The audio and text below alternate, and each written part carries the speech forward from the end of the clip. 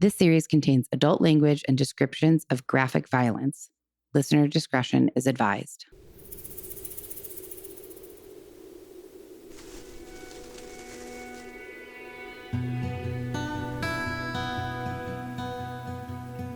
Okay, hello, Death by Southwest listeners. If you just listened to the bonus that I posted, you will know that I did an intro for today's episode, but it was like 30-ish minutes long, and that just felt aggressively long for an intro because I'm, based on what most people say, that the intros are just too long. You want to get right to the story. So I cut it, posted it.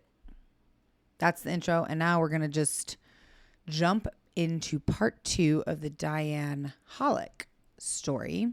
So if you recall, this story of Diane Holik, who worked at IBM and was found dead in her home in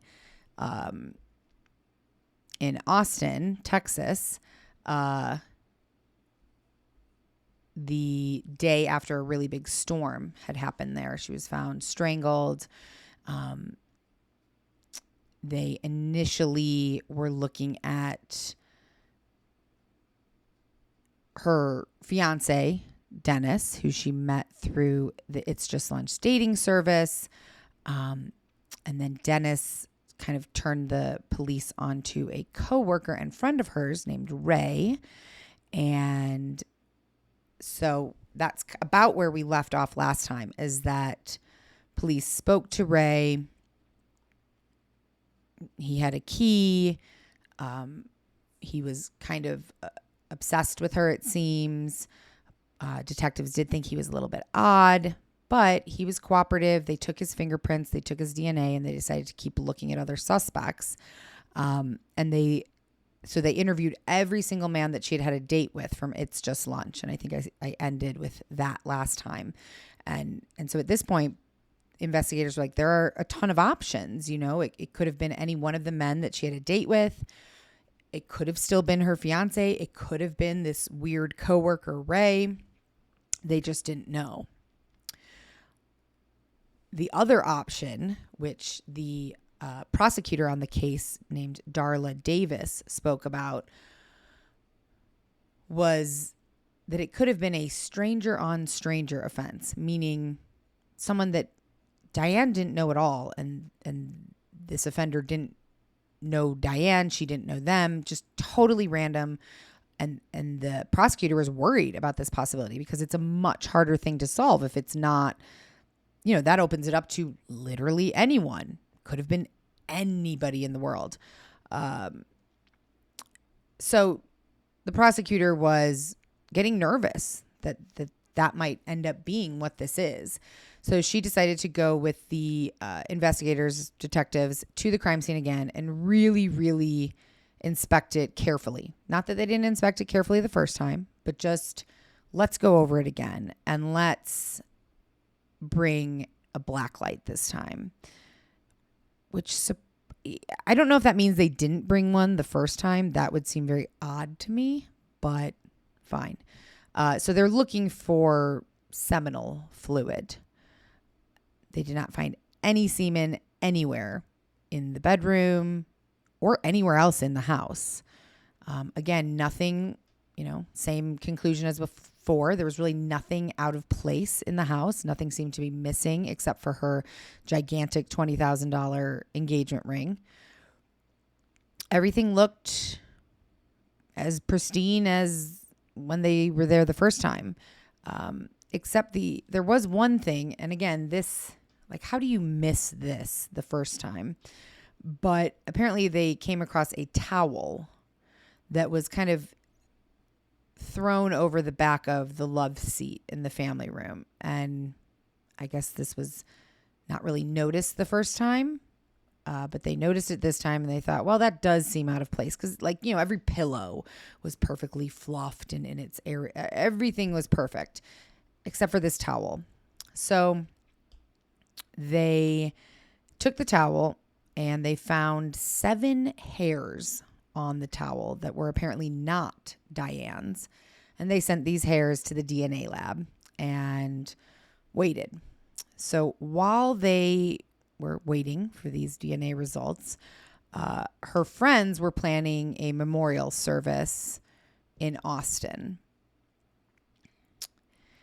And apparently Dennis, her fiance, did come to the service, but her friends thought it was really weird. He didn't speak to anyone. So this was her service in Austin. And then apparently her parents, Diane's parents, flew her body from Austin to New York, where their family home was, so that they could have a funeral there in New York. And a bunch of Diane's friends flew out for this funeral in New York. And Dennis also flew out to the funeral in New York. And at this funeral in New York, Dennis did something that everyone thought was really fucking weird and super morbid, including myself. So he brought a minister with him to the funeral and asked the minister to marry them, to marry Diane and him while she was in the casket at her funeral. He even had a ring that he put on her finger after the minister married them. And I'm saying married them with air quotes because she's dead. The family was appalled. And I wish I knew more about this kind of scene and how this all played out, because what? Like, what? How was this even allowed? First of all, what minister was willing to do this? Second of all, how did no one immediately intervene and be like, get the fuck out of here? What are you doing? But again, was it like he went up to pay his respects and the minister was just standing there and it was something that they did very quietly, so almost no one else knew? Or was it like he commanded the room's attention and said like, please, everybody, please be seated for my wedding to Diane, who's deceased? I'm assuming the former, but I don't know. Super creepy. Like, really, if Dennis wasn't, he is, I was going to say, if Dennis wasn't already a suspect, which he was, like, this would do it for me. I'd be very wary of him after this. So, weird. So back in Austin, investigators are still going over their current suspects, which are Dennis, Ray, the coworker, and then, they're checking the alibis of and the stories of all the men that she may have been on a date with in recent months. Dennis and Ray's, both of their alibis checked out, and I guess were pretty rock solid, which meant that this case was potentially looking more and more like it was a stranger, which, like I said, was a huge concern for Darla Davis, the prosecutor, because this case was already proving to be very difficult to solve. And if it was not somebody in Diane's life, it was going to make it that much harder. So the prosecutor, Darla, kind of started, okay, so Dennis and Ray, no longer suspects. So let's kind of go over what we know here and any and all evidence. It was clear that this had been a premeditated crime, most likely, because there really was no evidence. Yes, the towel with 7 hairs on it that they were waiting for the DNA results from, but that could have been anything. It could have had nothing to do with this. There was no fingerprints, no murder weapons, no nothing. So as the prosecutor and investigators are going back through the very little evidence and going back through all the interviews with friends and family and coworkers and people she'd been on dates with, all of those interviews, they did come across something that slightly piqued their interest. So remember, I believe that I did say this at the beginning, but in case I didn't, that day of the storm, Diane was on the phone with one of her friends, and her friend was saying the tornadoes are heading straight towards you. And Diane was like, I don't even know what do I do? I've never had to deal with a tornado before. So the friend had told investigators during one of her initial interviews that on that same phone call, Diane had told her, someone had come to see the house today and they really liked it. And I think I might finally actually sell this thing. That's what Diane said to her friend on the phone that day that she was murdered. It's nothing huge. There's not a lot to go on there, but it's, police are like, okay, well, maybe it's that person.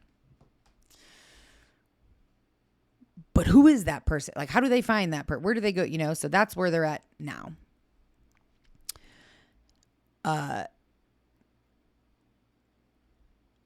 This feels out of place to say it here, but I do have it in my notes, that they got some reports from the medical examiner, that the medical examiner was really looking closely for any signs of sexual assault, any DNA under Diane's fingernails, any type of semen or bodily fluids found in or on her body, but nothing. There was zero indication of any rape, any sexual assault, any DNA on Diane's body at all.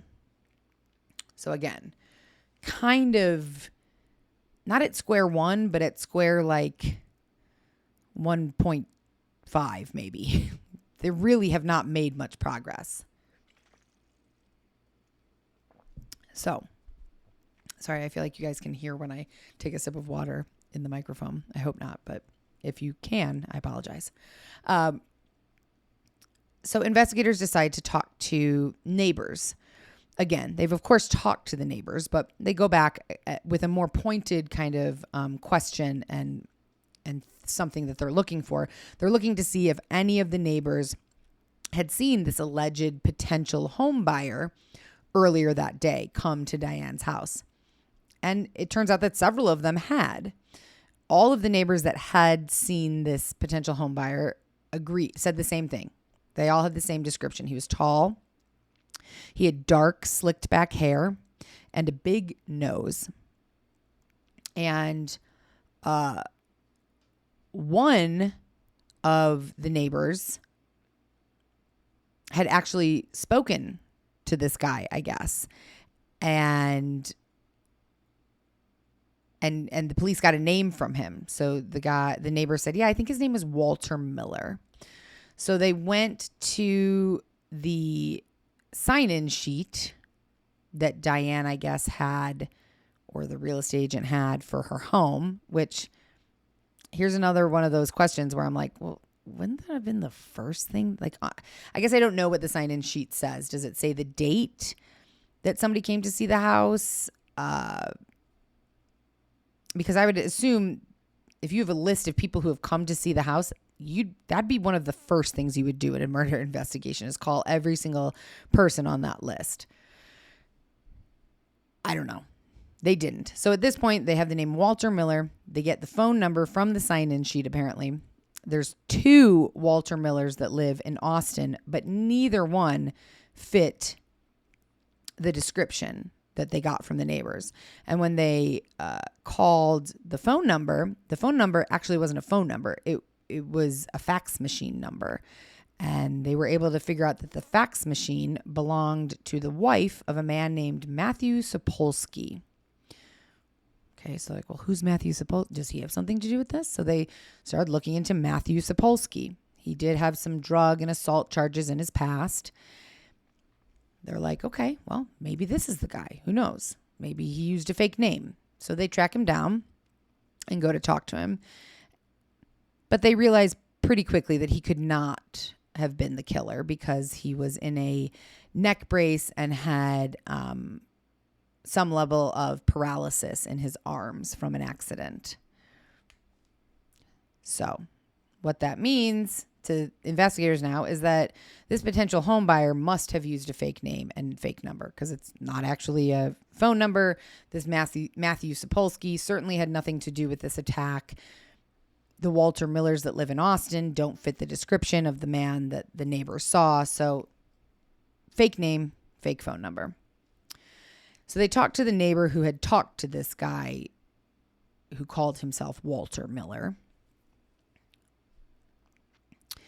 And for whatever reason, I don't know if this neighbor had seen Walter Miller. I'm saying that with air quotes, obviously, but seen Walter Miller coming in or out of Diane's house. I'm not sure, but apparently they struck up a conversation at some point, and this neighbor was able to give a good enough description beyond the dark slick back hair, big nose, and tall, was able to give a better description for a sketch artist. So they got a sketch of this potential home buyer, and they put that on the news that night, along with his description and a description of the car that the neighbor saw him driving, which was a gold or metallic minivan.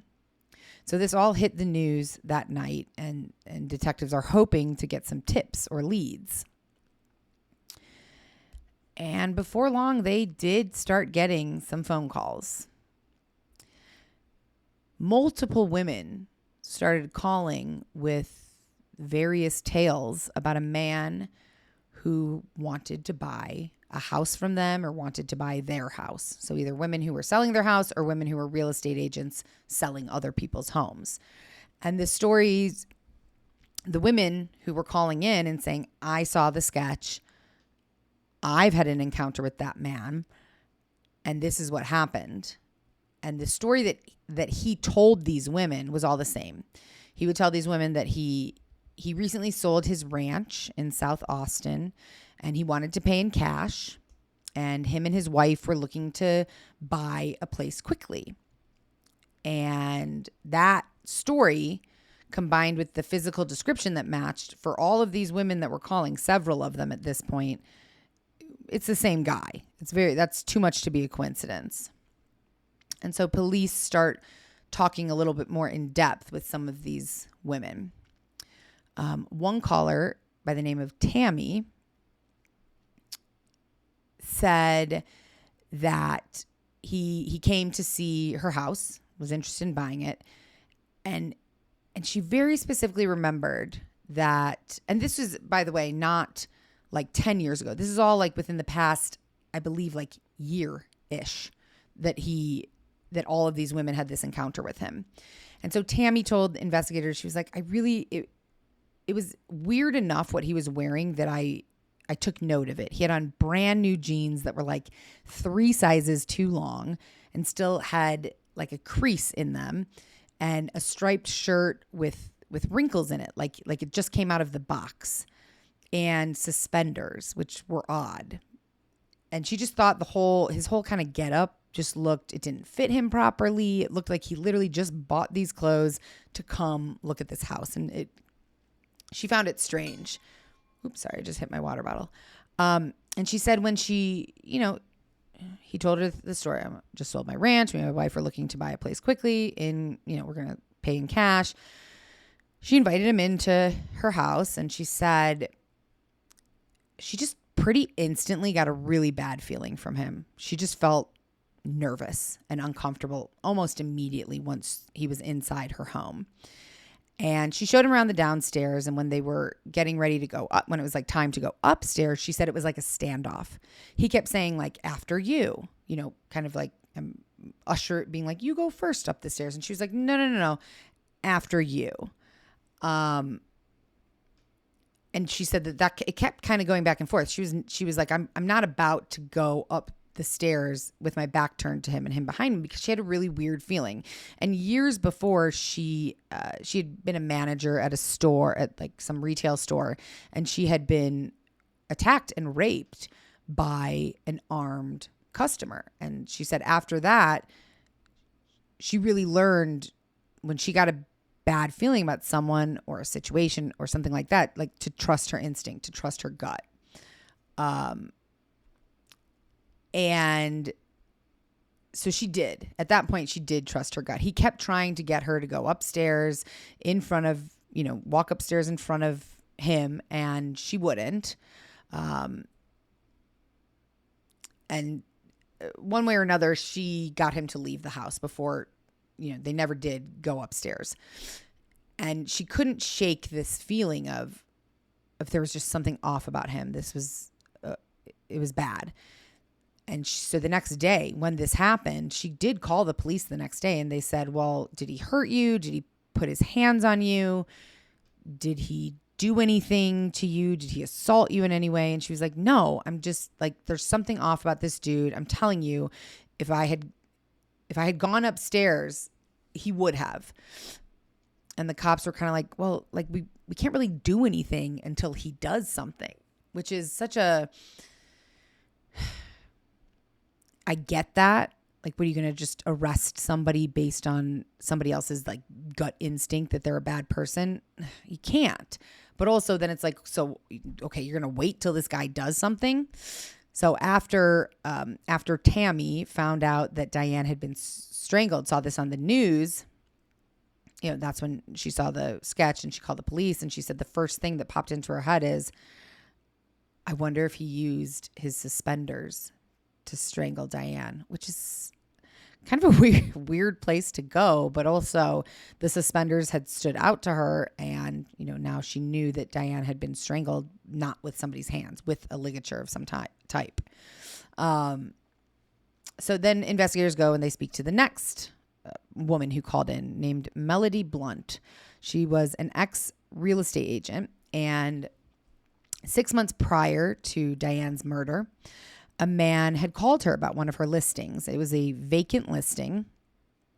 And when on the phone, she said, well, have you been, asked him all the regular questions. Have you been pre-qualified by a lender, et cetera, et cetera? Because she doesn't want to waste her time with somebody who's not actually able to buy this vacant listing of hers. He said, no, I'm going to pay in cash. And she said, oh, okay, great. Well, why don't you meet me at the property? And he said, great. So she drives over to meet him at the vacant listing. And she goes to the door to greet him and invite him in. And very quickly after going inside, he was like, she noticed that he was always behind her. He would never walk in front of her. He was always walking behind her. And it made her really uncomfortable. I think she showed him more than just this house, or maybe not, but he made it very clear he only wanted, she did show him more than just this house, because he only wanted to see vacant houses. And she said that it really creeped her out, because not only did he only want to see vacant houses, and he was always seeming to be behind her, but whenever she was talking about the house, showing him the house, pointing out, the floors or the doorways or whatever she was telling him, he was never really looking at the house. She said it seemed like he was always looking out the windows and like trying to determine if there were people or what was going on outside. And that gave her a creepy feeling.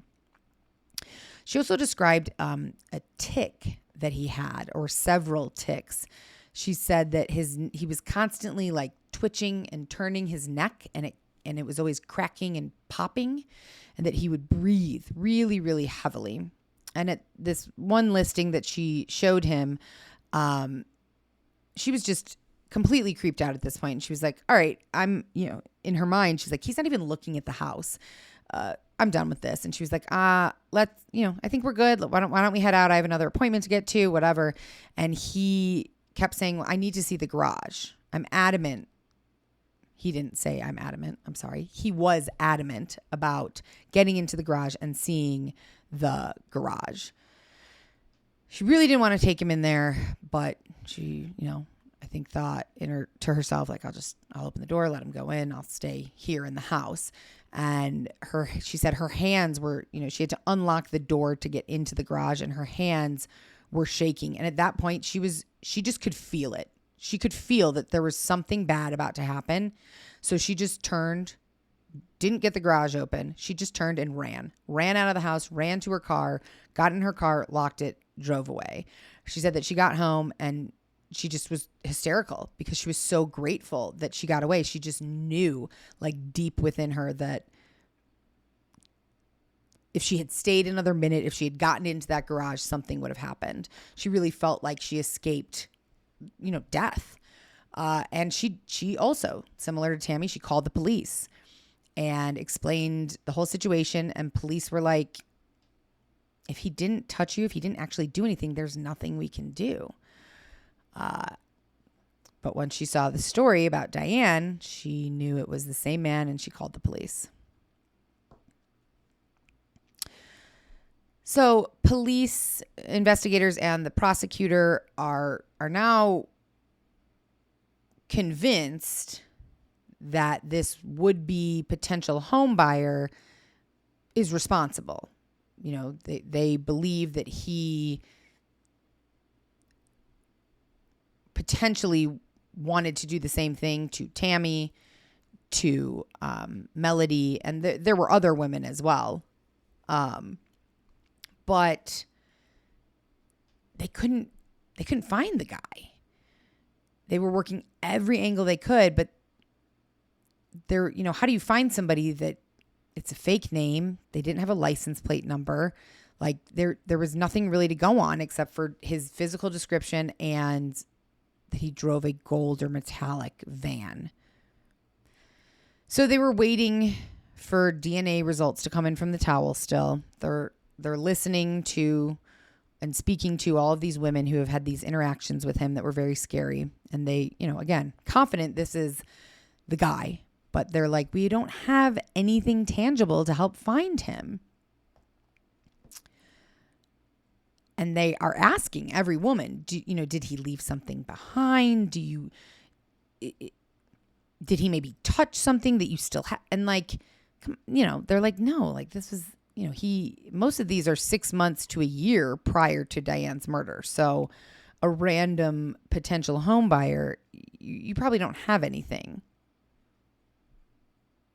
Except that one of the women did. So this is another woman who called with a very similar story.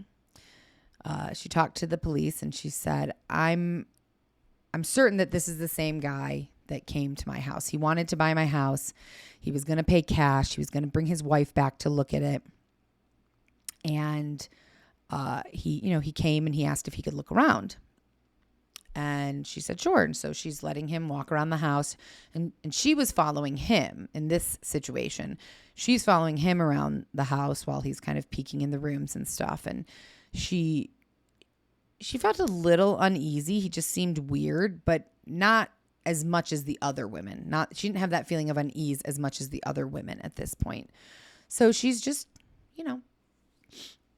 following him throughout the house. And he walks, they get to one of the bedrooms. He walks into one of the bedrooms and she kind of walks in after him. And he goes over to the closet. And she's just kind of standing there, watching him. It's her home. She's still living in it, making sure he's not taking anything, whatnot. If he has any questions, she's there to answer him. And he opened the closet and then he turned around and just stared at her. And she's staring back at him at first, kind of like, what? Okay. She's like waiting for him to say something. He's not. He doesn't say anything. There's just this very awkward silence. And she started to get very creeped out, but didn't know what to say. And the silence went on for so long that she said, in her head, she was like, okay, he's going to do something bad to me. She didn't know how to kind of break out of this because, I don't know what she was thinking, but I'd imagine in that situation, well, if I have a bad feeling that he's going to do something, I don't want to say anything that might piss him off. If I turn and run, is he going to run after me? You're almost frozen in that moment by fear. And in that moment, her baby was in the other room and cried out. And so she immediately turned and went to get the baby. And he had followed her into the baby's room. She picked up the baby and went to turn around to go back. She didn't know that he had followed her. So she picked up her baby, went to turn around to go back into the other room. And he was right there, standing there. But for whatever reason, he seemed kind of freaked out by the baby. So he just turned and darted out of there. He just left. But what she also told police is that when he had come to her house, she had handed him a flyer, with information about her home on it. And she told police that she thought she still had that flyer because he darted out of there so quickly. He didn't bring the flyer with. He dropped it and left. And she remembered at that time she had picked the flyer up that he had dropped and just stuck it in the back of the pile of flyers. She's not going to throw it out. She has a pile. There's nothing wrong with it. So he ran out of her house. She picked up the flyer and stuck it on the back of the pile. So police went to her house and got the flyer and brought it to a latent fingerprint expert. And they were able to pull prints off this flyer. But there were no fingerprints in Diane's house. So they had nothing to match it to. Because remember, back then, whatever year this takes place, which was 2001, the fingerprint, CODIS wasn't what it is today. It wasn't like you can, and even today, you throw somebody's fingerprints through CODIS. If you've never been arrested, if you've never been in trouble, if your fingerprints aren't on file, you're not going to have a match. Now, this guy sounds like a real creep, so there's a good chance his fingerprints would be on file. But again, 2001, it's not the same. So they have these fingerprints, but they need to match them to something. And they have nothing to match them to. So again, we're back at not zero, but not much further than zero. And the police are frustrated, to say the least. But then they got one more phone call from a woman that had encountered this man, and it was hopefully the break that they needed. So this woman that they spoke to said that several months earlier, a man with the same story had come to her home. It was a different neighborhood than the rest of these women, but it was still a very affluent neighborhood. He insisted on wanting to see her house.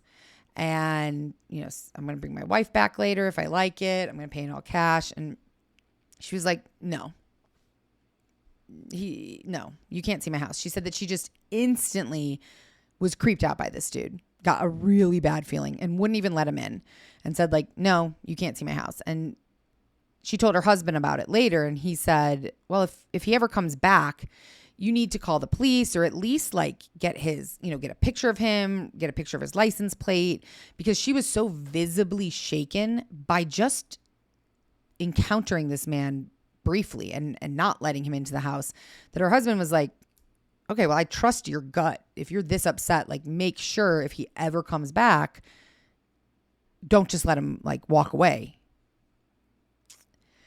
Lo and behold, 6 months later, he came back. So I guess that first encounter was more than just a few months. But he came back and she wanting to see her house. And she did exactly what her husband said. She called the police. But police couldn't arrest him for seeming creepy, Same thing they told all the other women. However, she had something that the other women didn't. She had written down his license plate and had stuck it on her fridge. And she said, I'm just going to leave it there in case he ever does come back to make sure that it's the same dude. If he comes back again, I'll have the license plate right here. I'll call the cops immediately. So after she saw this news story, she called the cops immediately and gave them his license plate, which was M30SLJ. And they ran it. And it came back registered to a Patrick Anthony Russo and wife Janet Russo. It was registered to both of them for a minivan. And their last known address was a pretty rural area, about 30 minutes outside of Austin. So right before dawn the next day, they decided to pay the Russos an unannounced visit. And I thought it was interesting to see that detail right before dawn in that new Jake Gyllenhaal TV show on Apple, Presumed Innocent. One of the first episodes, they show up at, I guess for people who haven't seen it, I won't say. So they show up at somebody that they think is a suspect's house, and it's right before dawn, and they make a comment that, like, this is how we do it. We generally show up to people's houses right before dawn because it catches them really off guard. So I thought that makes complete sense. I don't know why. I just found that kind of interesting. So if you get some serious knocking at your door right before dawn, it might be the police or the FBI. So they head over to the Russo's house a little bit before dawn.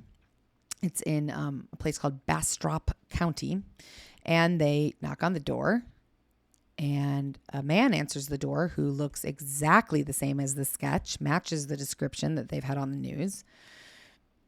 And they tell him, your name came up during this investigation that we have going on in Austin.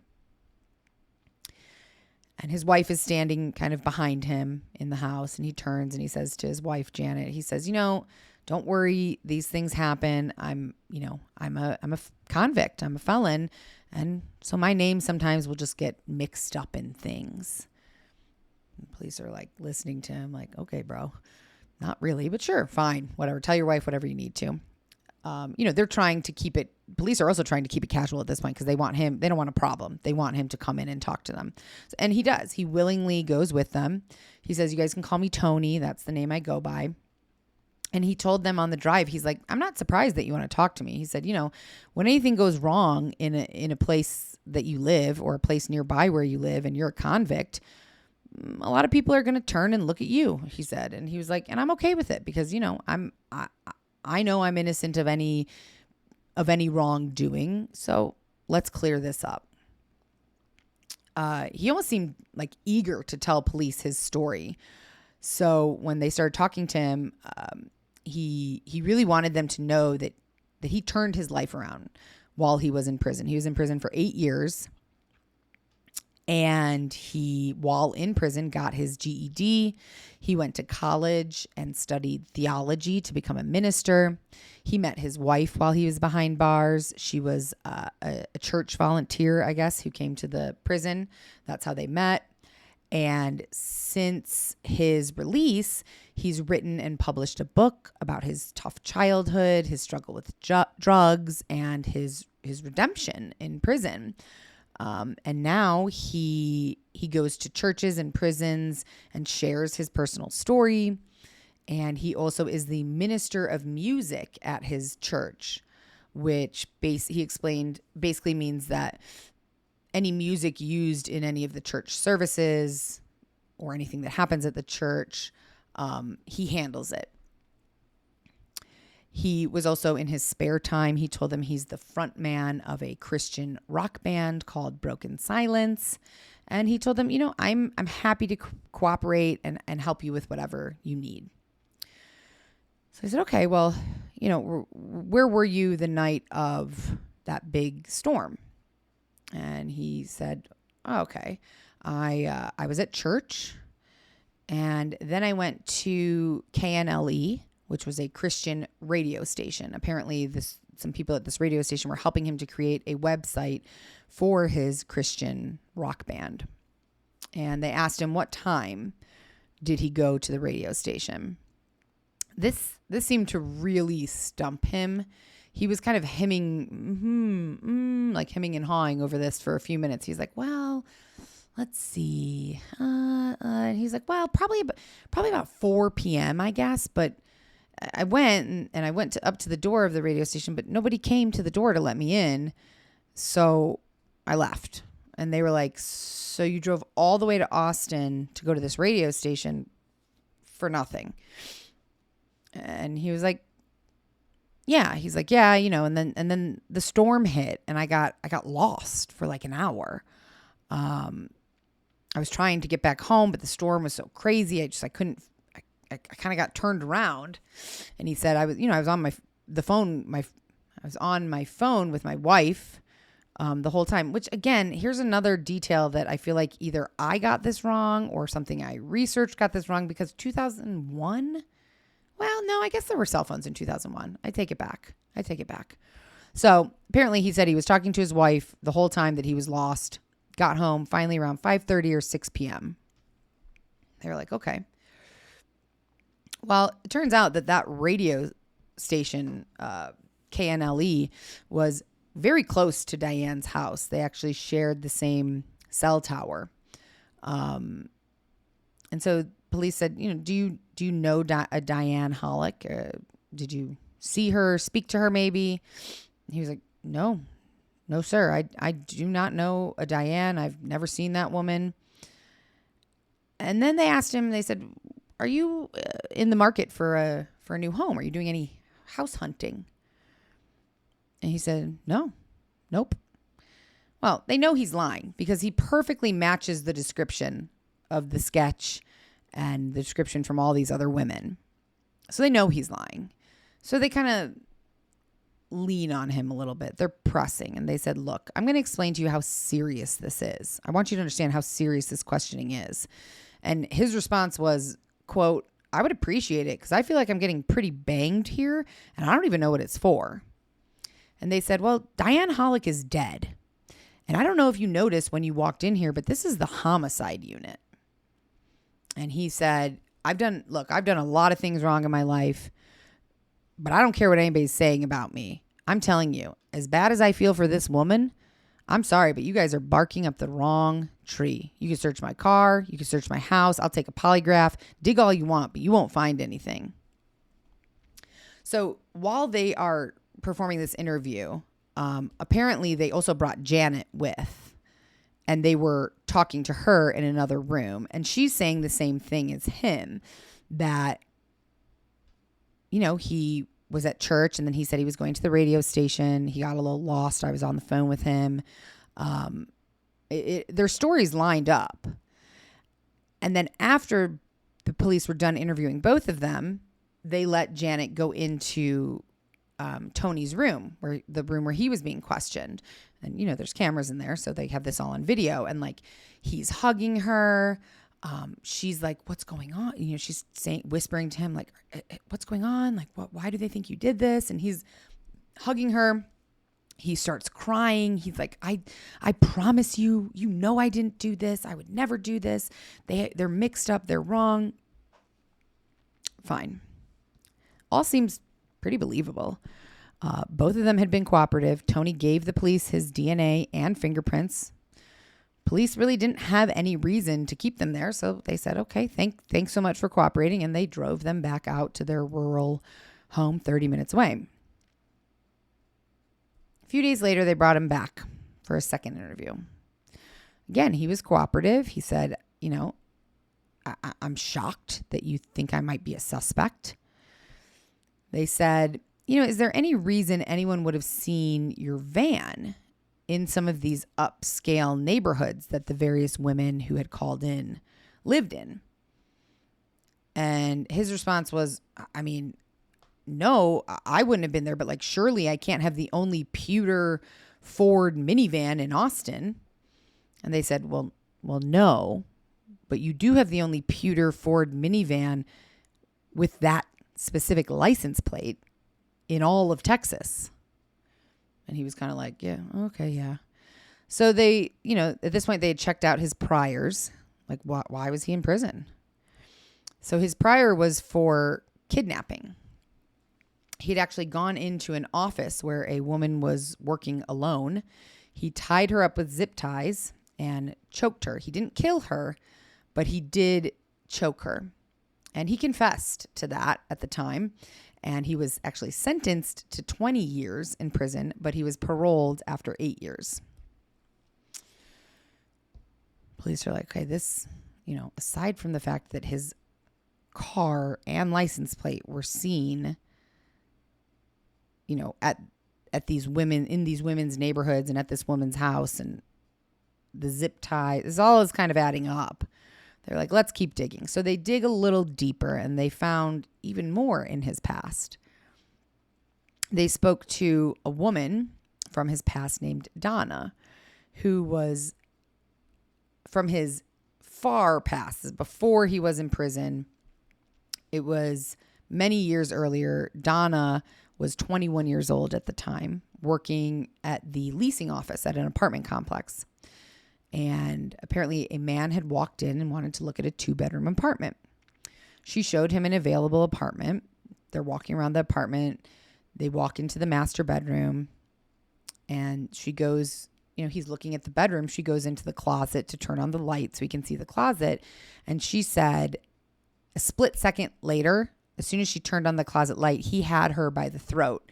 He pushed her to the floor, straddled her, and had both of his hands around her neck. He had her hands pinned under his knees. And she said she fought. She fought so hard. She finally got her hands free. And she said to him, "I've been gone for too long. Somebody's going to come looking for me." And he didn't stop right away. He kept hitting her and choking her, but it kind of then seemed to sink in like, okay, maybe someone is going to come. And she said that initially when she took him to see the apartment, he seemed nice, seemed normal, kind eyes, nothing gave her the creeps.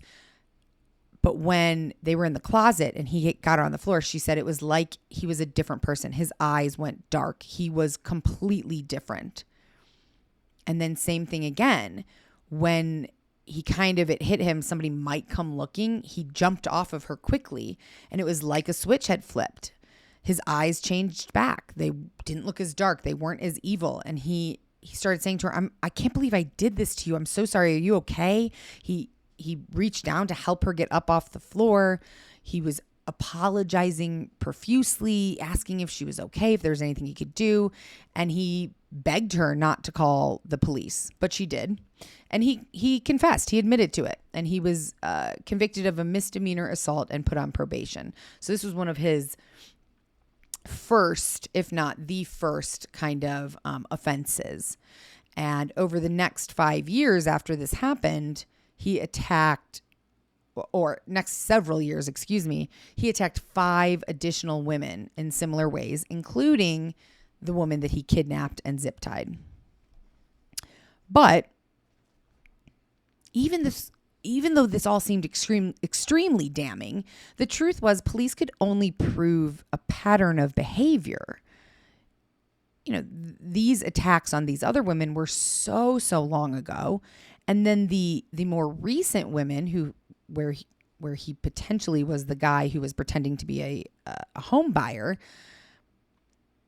those were again just women who said the sketch of him matched the person that they had been creeped out by, but he hadn't done anything to any of those women, of course, except for Diane. So police are like, how do we get this guy? So they asked him, they said, could your fingerprints ever be found on like a real estate flyer from this particular neighborhood? He was like, no, definitely not. No. But what he doesn't know is that the police had already received the results. Because remember, he gave his fingerprints and DNA that first time. Several days earlier, they brought him in. And so they had already received the results that his fingerprints matched the fingerprints on that real estate flyer that had been found in that woman's house. So they were able to place him in that woman's house who had been terrified by him, with the baby and whatnot. He didn't do anything to her, but she was scared of him. But they couldn't place him in Diane's house because his fingerprints weren't in Diane's house. So they're still like so close, but they just can't, they don't have anything concrete to nail him. However, the DA was like, we need more time. We cannot let him get away. He knows how close we are, so we have to find a reason to keep him.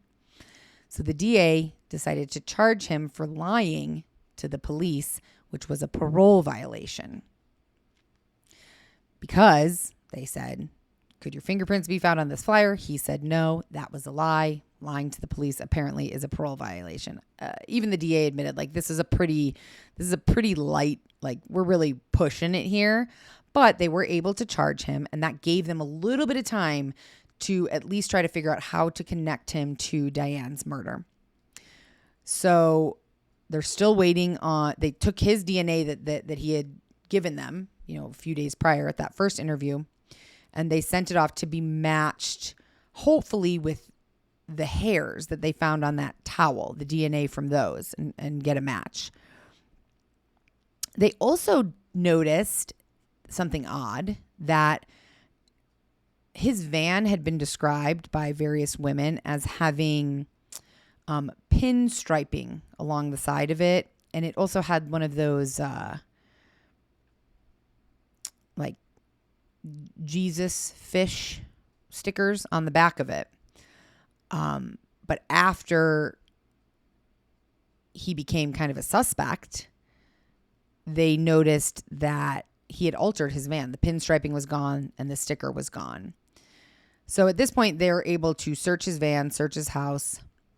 They didn't find anything really that could be connected to this, except for they did find some zip ties on some rolled up fencing outside of his house. And those zip ties, that pattern, perfectly matched the pattern that was on Diane's wrists. Now, again, this is kind of flimsy because how many different types of zip ties are there? I don't know, actually. I probably shouldn't have said that because I don't know. Maybe there are thousands of different kinds of zip ties, but I'm inclined to believe that there's probably not.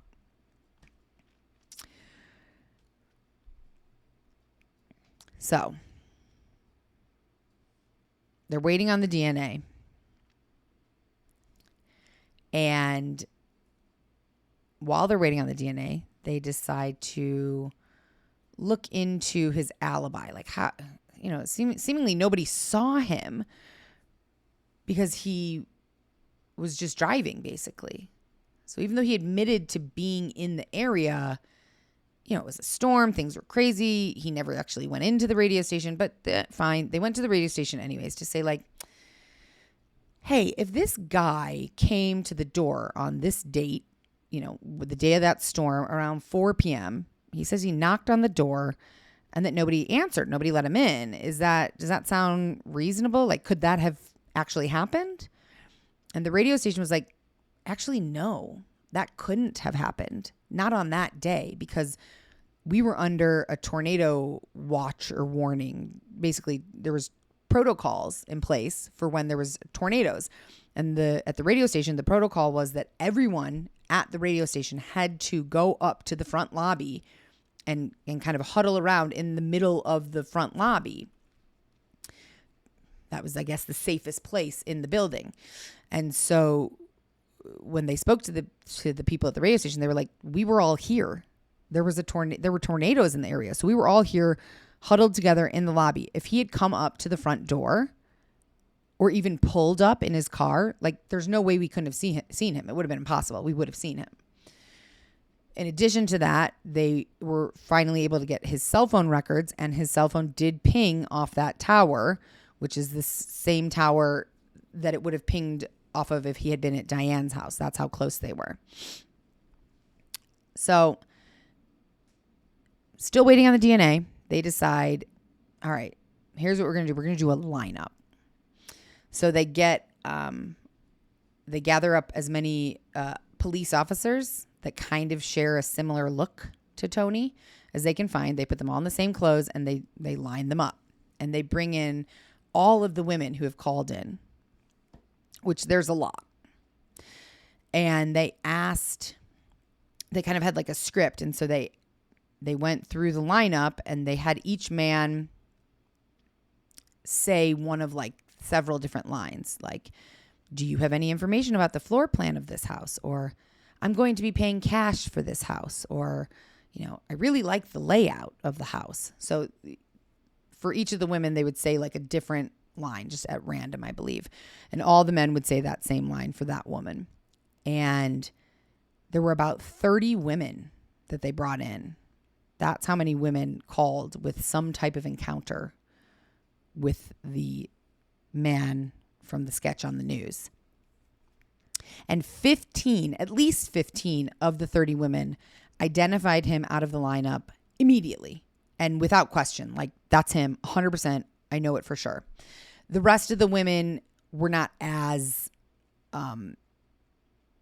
concrete, but most of them did pick him out, but some of them wavered a little bit. But 15 of them, 15, that's a lot, were certain 100% that was him.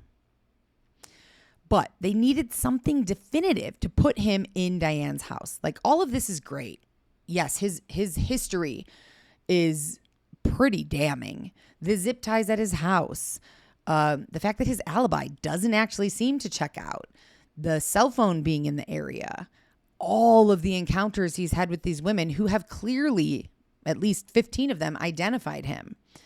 All of this is great, but it's still, none of it puts him in Diane's house. So they finally get the DNA results back. They had also swabbed Diane's finger where her $20,000 engagement ring had been pulled off. And they were able to determine that the DNA on that area of her ring finger was a mixture of both her own DNA, of course, and Tony Russo's DNA. But there wasn't enough DNA evidence to eliminate other people. Like, it could have been Tony, but it could have been someone else. And that's how the hair DNA went as well. So I don't think I explained that really well, but the DNA, Tony Russo's DNA and the DNA found in the hair and on Diane's finger, it couldn't 100% without a shadow of a doubt say, yes, this is Tony Russo's DNA. But it also could not exclude him. He could not be excluded. Whereas they also compared Ray, weird coworker Ray, and fiance Dennis's DNA to the DNA from the hair and the DNA from Diane's ring finger. And it definitively eliminated Ray and Dennis. It was not a match to them. So they were 100% excluded. They were eliminated. But Tony was not. It could be Tony, but it wasn't enough to say for sure, which is just, oh my God, infuriating. But all of this combined, they really believed this was the murder. This was Diane's murder. So at this point, it had been 6 months since she died. 6 months went by where a lot of this was happening. And they're trying to determine, after they have all of this information, is it enough? Is it not? They finally decide it's enough, and they charge him with murder. But it's still a really weak case. I mean, it doesn't seem like it to me. I don't know if it does to you guys. It seems like a really strong case to me, but I have to remind myself that, like, realistically, there is nothing absolute that puts him in Diane's house. There was no witnesses to say that he was there and you know what I mean? Like, I don't know if it's all circumstantial, if that's the proper way to refer to it, but it's not definitive. So, you know, prosecutors are getting nervous as the trial is approaching. They're nervous that they won't be able to put him away. But they're like, we're going to try. We have to try, because they really believe that this is the guy. But the trial's getting closer. They're getting more and more nervous until something came to their attention that no one expected. Now, I'm not going to tell you what that was yet, but I will tell you that at the trial, all the women that he had creeped out or asked to see their house or attacked in his past, all of them showed up and were in court along with Diane's friends and family. You know, the prosecution goes over all of the evidence, the DNA that could not exclude him, the fact that his alibi wasn't true, his cell phone pinging off the tower, all the women that identified him, the zip ties on his property. This was all put into evidence, but of course, none of it was definitive. Some of the women testified as well at the trial. And his first wife testified at the trial. We hadn't heard about her yet. And in her testimony, she said, Tony was unable to get aroused sexually unless he choked me. And so he had to choke me while we had sex. And after this came out, they then questioned his second wife, his current wife, and she confirmed he still does that. Yes, he cannot get aroused unless he is choking me. So what was the piece of evidence that appeared right before the trial? Well, it came from a forensic analysis of his computer. And it turns out that he was a member of a website that you had to pay money to join.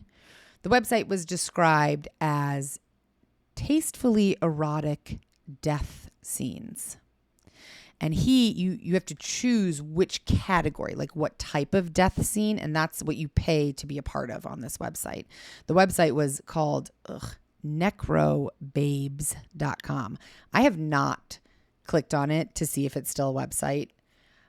Now knowing everything I know about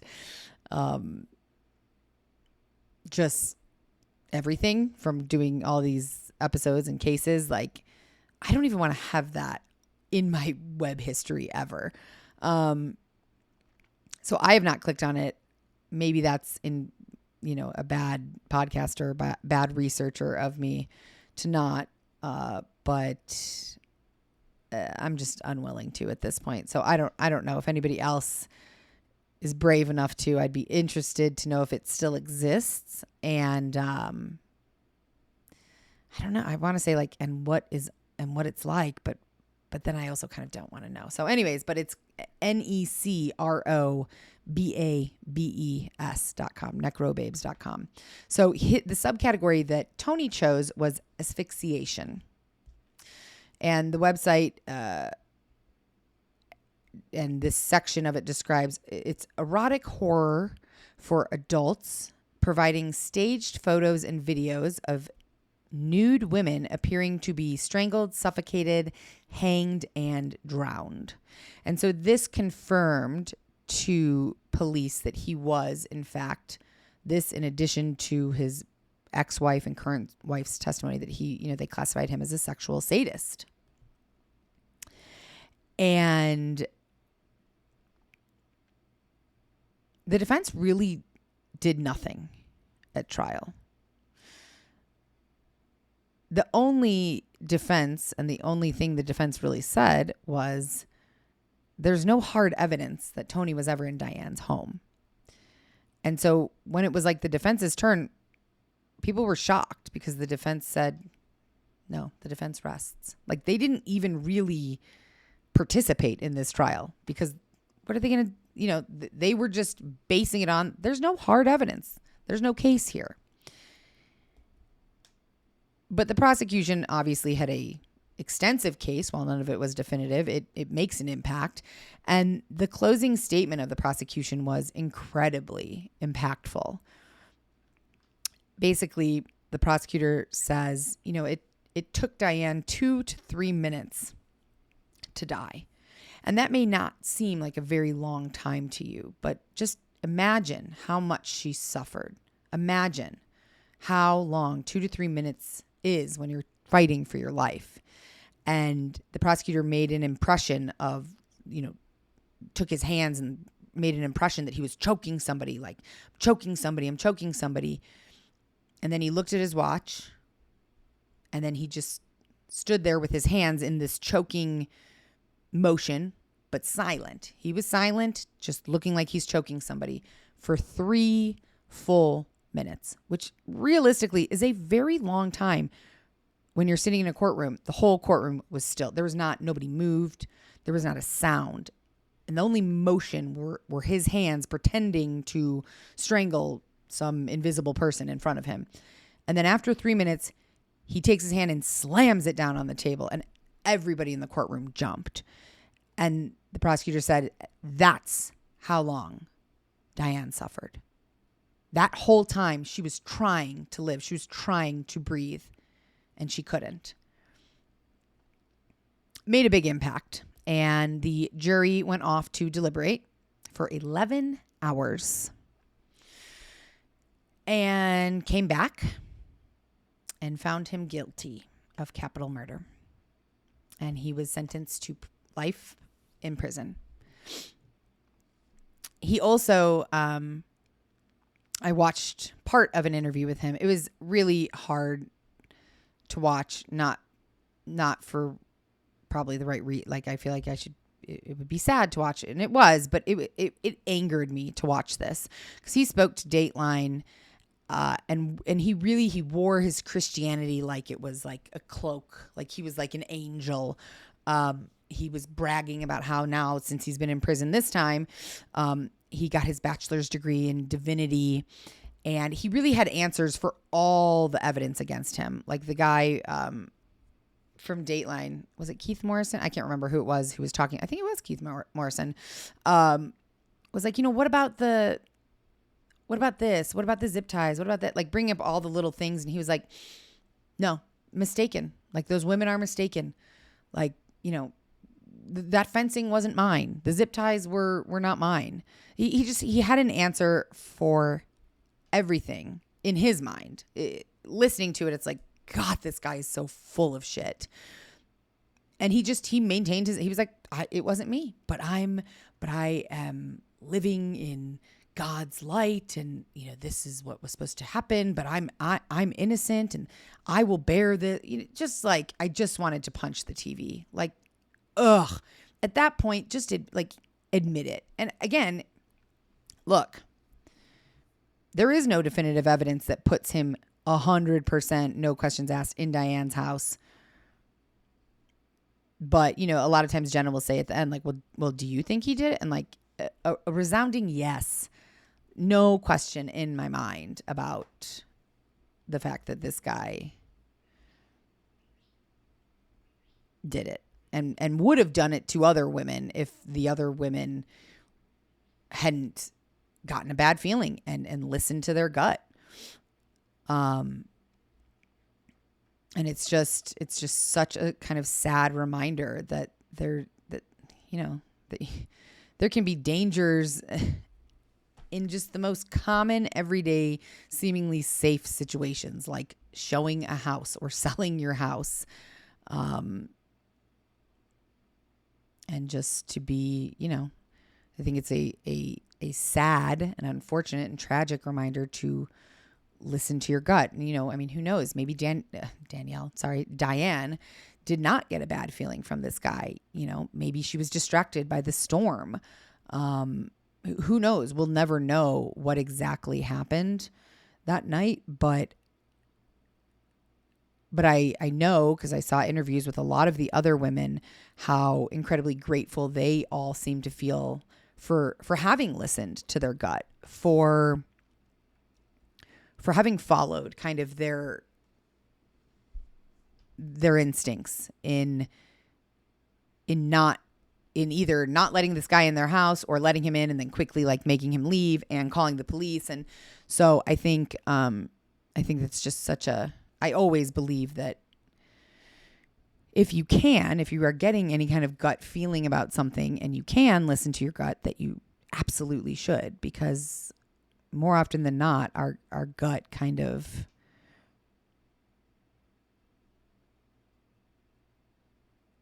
points us in the right direction. And I mean, worst case scenario, you get a bad feeling from someone and you make them leave your house, or you walk away from them, or you don't return their call, or whatever the kind of situation is. If you get a bad feeling from someone, worst case scenario, you're wrong. Okay. Big deal.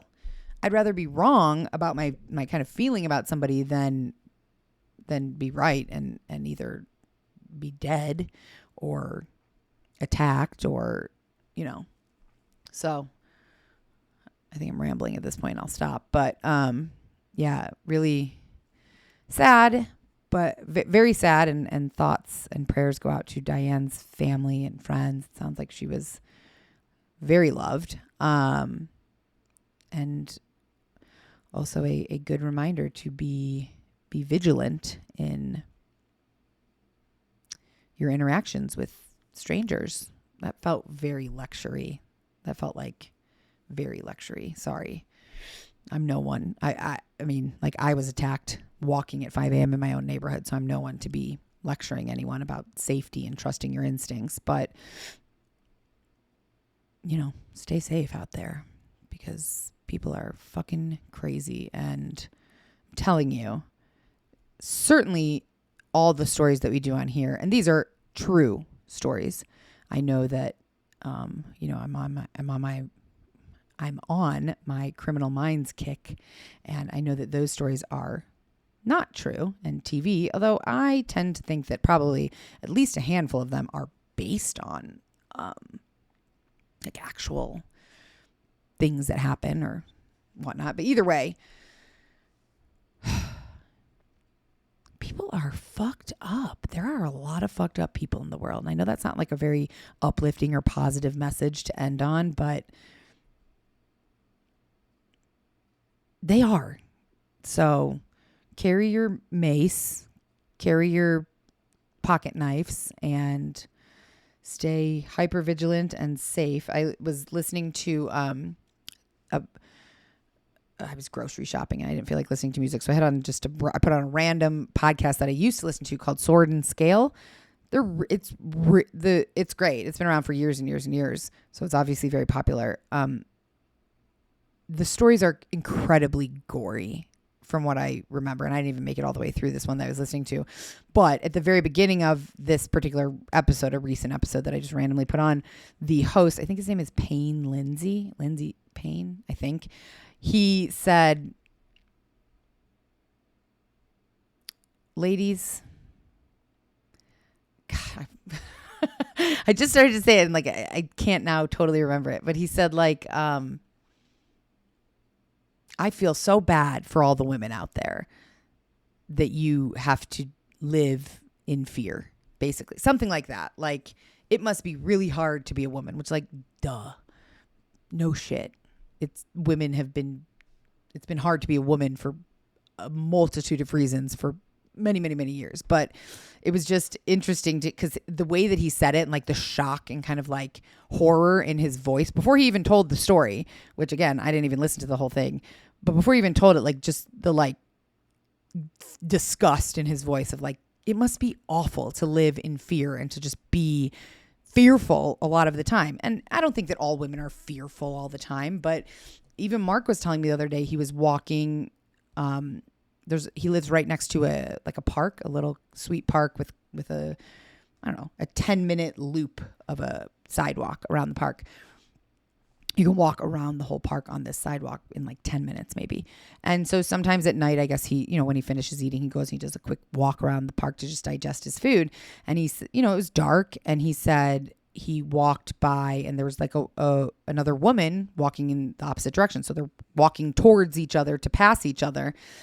And, I've talked to him many times about how I think a lot of women feel unsafe, or at least have the thought in their mind if they're walking somewhere at night or going somewhere alone at night and they pass a man, walk by a man, encounter a man, are in a gas station alone with a man. Like, I don't know. I don't want to speak. I guess I'm not going to speak for everybody. Me personally, I don't like live in this fearful state, but I am definitely aware if I am alone, and more so now since I got, attacked. But like, I'm very much aware of my surroundings, of if I'm walking and there's just another man and me.